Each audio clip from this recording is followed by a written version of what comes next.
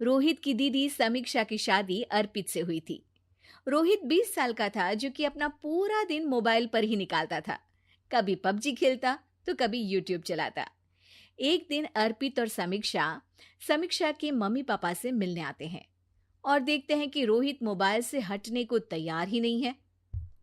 अरे रोहित, तुम्हारी तो आईआईटी की परीक्षा है ना? तुम तैयारी नहीं कर रहे हो परीक्षा की? वो सब तो मोबाइल पर ही हो जाएगा। ये देखिए, ये है गूगल।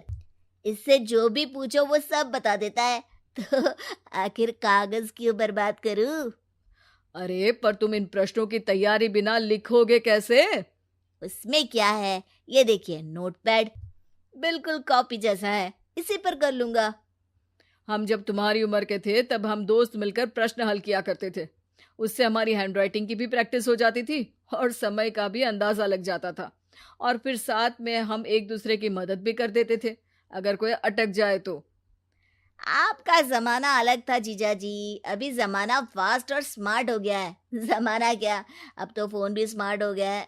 समय के साथ बदलना पड़ता है जीजा जी। अब बस भी कीजिए आप। हर चीज को लेक्चर में बदल देते हैं। रोहित अच्छा कर लेता है परीक्षा में। इतने में अर्पित के सास ससुर जी आ जाते हैं हॉल में, और अर्पित इस बारे में बात नहीं करता। हालांकि अर्पित को लगता तो है कि पूरी तरह मोबाइल पर लगे रहना सही नहीं है, पर वो इस बात को और नहीं छेड़ता। ऐसे ही 2 दिन निकल जाते हैं। समीक्षा, मुझे काम से फोन आया था, मुझे वापस काम पर लौटना पड़ेगा। पर हमें आए हुए तो 2 ही दिन हुए हैं। अभी चले गए तो माँ और पापा को अच्छा नहीं लगेगा ना। अच्छा ठीक है, तुम रुक जाओ, मैं काम खत्म करके फिर लौट आऊंगा। एक काम कीजिए ना, परसों रोहित भी परीक्षा के लिए निकलेगा। आप उसी के साथ निकल जाना। दोनों वैसे भी बात नहीं करते। साथ में जाएंगे तो हो सकता है आप लोग आपस में बातचीत भी करने लग जाओ। आह, ठीक है, मैं काम को 2 दिन टाल सकता हूँ। उसी रात जब सब खाना खाने बैठे थे, तो अर्पित अपने जाने की खबर बाकी लोगों को बताता है। मुझे काम के लिए वापस जाना होगा। अरे बेटा, पर अभी तो तुम आए हो, इतनी जल्दी चले जाओगे? नहीं माँ जी, समीक्षा यहीं रहेगी और मैं जल्दी काम खत्म करके वापस आ जाऊंगा। अब ठीक है, काम भी जरूरी है। वैसे कब निकलोगे बेटा? 2 दिन में। मैंने सुना है कि उस दिन रोहित को भी परीक्षा के लिए जाना है, तो कल मैं दोनों की टिकट करा लेता हूँ बुक। मेरी टिकट रहने दीजिए जीजा जी, मैं तो फोन से ही करवा लूंगा। हाँ, पर कोई दिक्कत हो गई तो?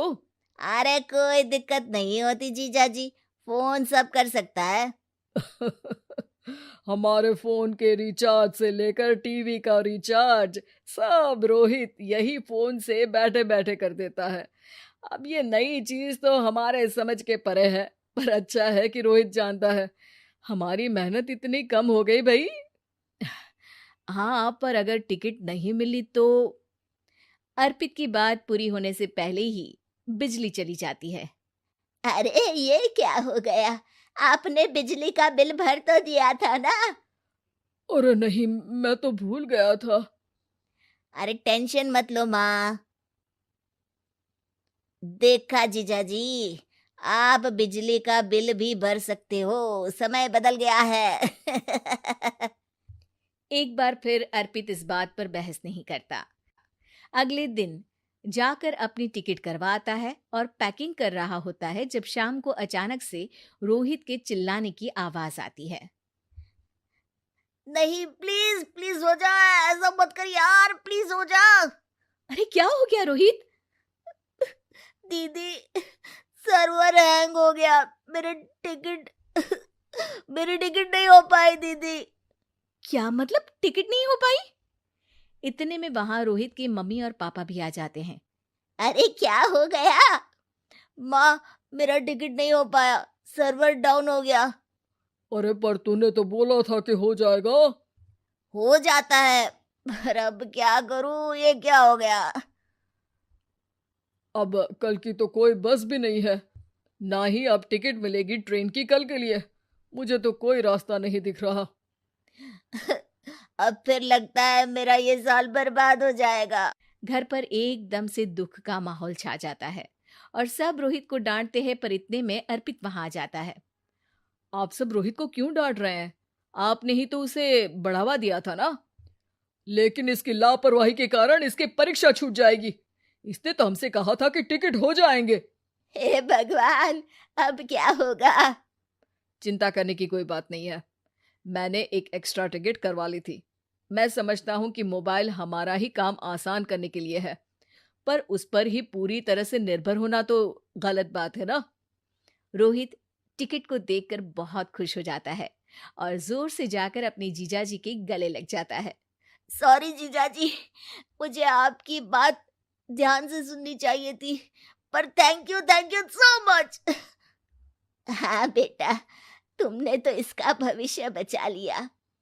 शिक्षा, दूसरों से मदद मांगना गलत नहीं, पर दूसरों पर निर्भर हो जाना गलत। क्या मेरी वीडियो आपको पसंद आई? ऐसे ही मज़ेदार वीडियो देखने के लिए मेरे चैनल को सब्सक्राइब करें, लाइक करें और शेयर करें, और ऐसे ही अपना प्यार आशीर्वाद बनाए रखें।